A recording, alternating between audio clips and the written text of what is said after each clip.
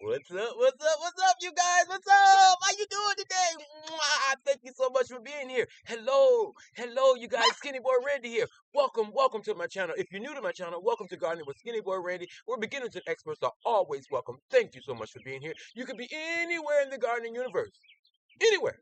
But you choose to spend a little time with the Skinny Boy Randy, and I greatly appreciate it. You guys, it's a beautiful sunny day out here. If you're new, click like and subscribe. Y'all know I forget the preliminaries. I just want to talk to y'all so bad. Click like and subscribe, you guys. Leave a thumbs up, thumbs down, just not the two middle fingers. Okay.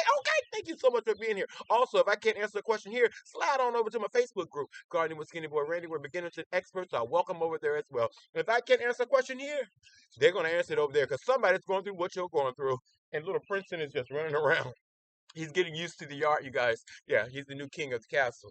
And yeah, so slide on over to Facebook group. Let them know I sent you. Love you. Okay, you guys, I'm just going to dive right into this video. I just want to talk to you. Spring is almost here. I'm about 5 weeks away from my last frost date, tentatively, because Mother Nature can do what she want to do. Okay, thank God for Mother Nature. She does what she wants to do when she want to do it. And I ain't mad at her. But I just want to talk to you about some things, maybe 20 or more things that you can be growing right now in the middle of March to get ready for your spring, summer garden. Yes, you guys, don't think that you've waited too late to start your seeds and all that good stuff. No, a lot of us started early for video sakes on YouTube, and then a lot of us started early just to have a jump start on the season. You don't have to have a jump start on the season. It's your garden. Ain't nobody giving you no money for your garden. Ain't nobody got no money. So you do what you got to do when you can do it, how you want to do it on your budget and your time frame, okay? So let's just dive right into the video. First, I'm going to run over some things that you can be planning right now. Then I'm going to show you what we're actually planning. Because, you know, I ain't going to talk. I ain't got to lie, Craig. I ain't got to lie. I'm going to show you what I'm talking about. Everything I'm talking about, I'm going to show you that it's growing right now, right here on the Skinny Boy Farms. Hey, Princeton. You want to say hello? He's jumping back and forth through the camera, you guys. Say hello, Princeton. That's Princeton, you guys. If you haven't met Mr. Princeton, he's a Brescian, and he's our new family member. All right.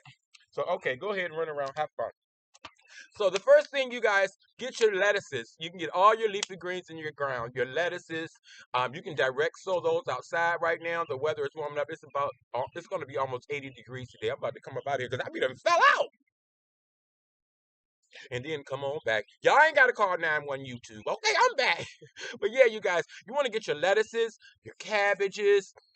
If you've already started broccoli and cauliflower, all your brassicas, Brussels sprouts, those things, you can start transplanting those outside into your garden right now. They're frost hardy. Hopefully you've hardened your seedlings off, which is what we're doing with some of these right now. We'll talk about that. But yeah, get your cabbages, your radishes, all your root vegetables, your beets, your turnips. You can get those in the ground. They're very frost hardy. They're quick growers, and you're going to make space for the rest of your garden coming up. Also, if you have not started your peppers indoors, get those peppers started now, y'all. Because you're pushing it. I mean, you're pushing it because I like to grow my peppers when it really gets warm. So we have a long growing season, and I'm not really worried about it. So I'm starting some peppers right now. These are going on about 4 or 5 days old. They have not germinated, but the tomatoes have planted the same day, same time. So we'll talk about that as well. Also, get your collards. If you want to plant collard greens, we have some of those growing in containers in our Dollar Tree buckets. Your spinaches, we have some of that coming up. If you haven't started your spinach indoors, it may be a little late, but you can put some in the ground and it'll come up when it feels like it. Also, get your okra. If you want to start some okras, you can start your okras. You can start your, I'm looking at my paper, y'all, because I didn't want to forget anything. Onion sets. We're going to be doing onion sets. Get your flowers in the ground, you guys. Get your marigolds, your snapdragons, your zinnias, whatever flowers you like to put around in your garden to attract our bees, you guys. I saw a bee in the garden yesterday. I was so excited. Yeah. A bee was just flying around over there and little flowers coming out of the weeds in the grass. So I'm happy with that. Thank you, God, for the bee. Also, get your kale, your pak choys, um, strawberry bare roots, if you want to do those, starting from seed right now, you probably won't make it, but you can do it. You can do it, and you probably just, well, no, you'll get a harvest next year. And then also, don't forget your tomatoes. You can get your tomatoes started right now. You can start your tomatoes all the time, you guys. Most people like to transplant them, straight, but I have started tomatoes from seed.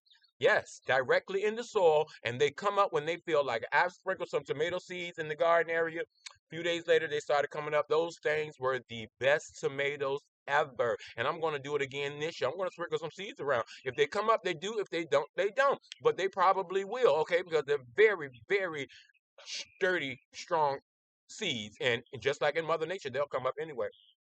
Get your peas in the ground. Let me make sure I'm not forgetting anything. Your mustard greens, your turnips, your broccolis, your okras, collards, yes, radish, beets. Yes, you guys. I just wanted to go over the list of things that you can start right now, mid-March. So this is what we're doing.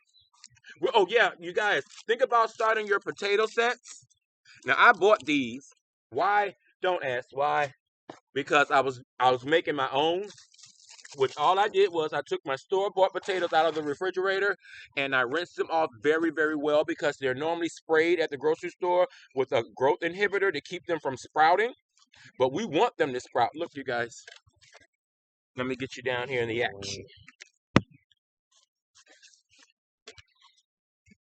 Look at our potatoes. All we did was rinse them off very, very well when we got them out of the bag, out of the refrigerator. And look, we have our own potato slips. They have eyes on them. It's actually amazing. They're actually beautiful. So yeah, you can start your own potato slips. All I did was rinse them off very well, put them in a shoebox. I put some coffee filters at the bottom, closed it up, and left it alone. So yeah, might want to think about getting your potato slip started. Our onion sets, we're going to be doing our onion sets, like I said. Get your flowers, you guys. You can start planting your flower bulbs. Yes, your gladiolas. I planted these last year. They came out so beautiful. Get your gladiolas in the ground. If you're going to be transplanting, like this is a collard plant growing in our Dollar Tree bucket. Isn't that a beautiful plant? Yeah, you guys, these are things that you could be doing in the middle of March. Now, my seed tray, let me get the camera up. Now, I'm growing these tomatoes and peppers. These are all 3 trays of peppers and 3 trays of different varieties of tomatoes. Now, I'm just so thankful and lucky that they germinated yesterday, literally. As you can see, some are still germinating. Hope I'm capturing this. So what I'm doing is I'm letting Mother Nature's sunlight be their grow light. This is the best thing that can happen to you when you're germinating your seeds. You see over here, I have some cucumbers growing. I just wanted to test out some cucumbers and see how long they're going to take. This particular brand, I have some okras. They're germinating. Everything is out here in Mother Nature's sunlight. Yeah. And what's happening is they're hardening off. At the same time, they're getting all the light that they need. They won't be leggy. And when they get big enough, I don't have to worry about taking them in and out of the house, to harden them up and then get them used to the outdoors because they're all ready. And see, flowers, marigolds, snapdragons. Get your flowers going. Look at this beautiful tomato plant. Yes, you guys. Your tomato plant should look like this. This is what I call almost a perfect tomato plant. Sturdy, strong, not leggy. Now, these are the ones that we started indoors. You remember our tomatoes that we started indoors? You guys, just for the experiment's sake, and I'm hardening them off a little bit out here as well. They've been out here several times. They're good to go. Our potato slips. Our sweet potato slips. We'll be ready to plant those in a while. They turn into a house plant, you guys. Just by burying the sweet potato, and all these slips came out. Make sure you have your fertilizers. Make sure you have a fertilizer. Get you a spray bottle. Make sure you have some peroxide. Get you some Epsom salt if you choose to. Look at our strawberries. These are coming back from last year. Yeah, you guys. They have asparagus roots. You can start and expect these next year. You guys, we're in this for the long haul. So if you can find seed starting mix, get you some of that. Make sure you're stocked up on your seeds because we're going to be growing all season long, you guys. So let me just show you some things that I was telling you about that's growing now. And this is the square foot garden. You see those giant red mustards? We have regular mustards. We have turnips. This is one of our transplant. I believe that's broccoli. A couple of them didn't make it, y'all. So don't be discouraged. This is our spinach. And look at the rescue plants. Remember how weary and leery they were? in November and December of last year. I kept showing them to you. Look at these babies now. They said, oh, no, not I. I will survive. And they survived through all the winter. You guys, I still have greens just coming up on their own. And I left my corn stalks in the ground so they can nourish the ground. This is going to be a whole cornfield in a few weeks, you guys. But yeah, look at these. They have bounced back. The kohlrabi is doing great. Yeah, you guys. These are our beets. And if you look down in there, you can kind of, these are the dark red. I don't know if you can see it.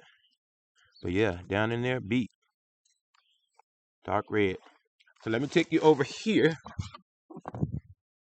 Show you what we got going on over here. This is the garlic that we started last year. Yeah, you guys, your gardening takes patience. And the garden looks like it's doing great. This is the ground that we dug up, and we tossed a whole bunch of cold weather seeds in here. Nothing's come up so far. It's only been a few days. The soil has just started to warm up. Yeah, you guys, look at the disaster the ice storm caused. But I had some trees cut down. We're going to do the big reveal on removing the plastic after 3 months. Now look at these cabbages. Yes, you guys, these are things that are growing in the middle of March. Look at these choys. Beautiful. All types of cabbage. Seeds from Honest Seed Company, Baker Creek. Yeah, look at that. These are things that we have growing right now. That kohlrabi. And I hope I'm capturing everything, you guys. I just wanted to show you some things that you can be growing in your garden in March.